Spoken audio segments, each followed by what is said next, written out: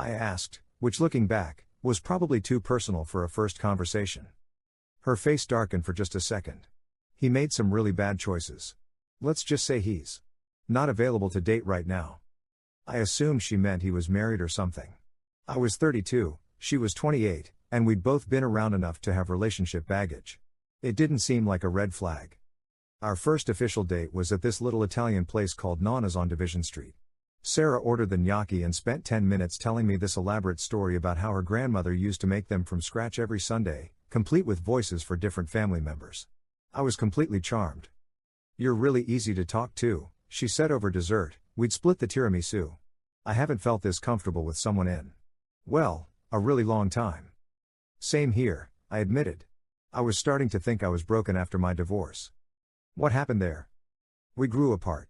Wanted different things. She wanted to travel the world, and I wanted stability. No drama, really. Just incompatible life goals." Sarah reached across the table and squeezed my hand. "Well, I love stability. Drama is exhausting. If only I'd known." The next 6 months were honestly the happiest I've been in years. Sarah had this way of making ordinary moments feel special.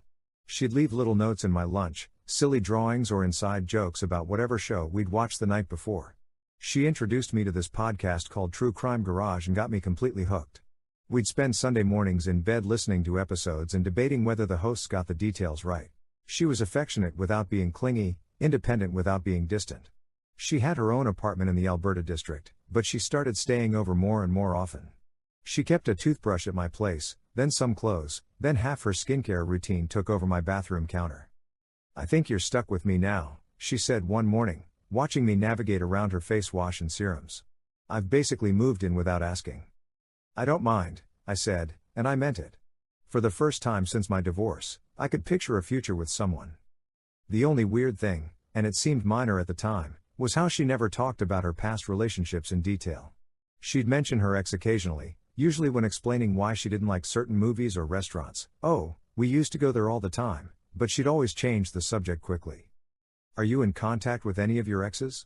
I asked her once, about 8 months in. "No," she said immediately. "That guy was toxic. I learned my lesson about staying connected to people who are bad for you." She seemed genuinely disgusted by the idea, so I dropped it.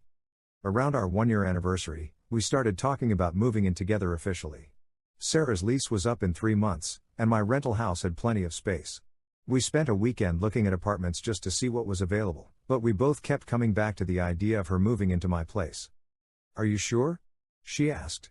"It's a big step." "I'm sure,"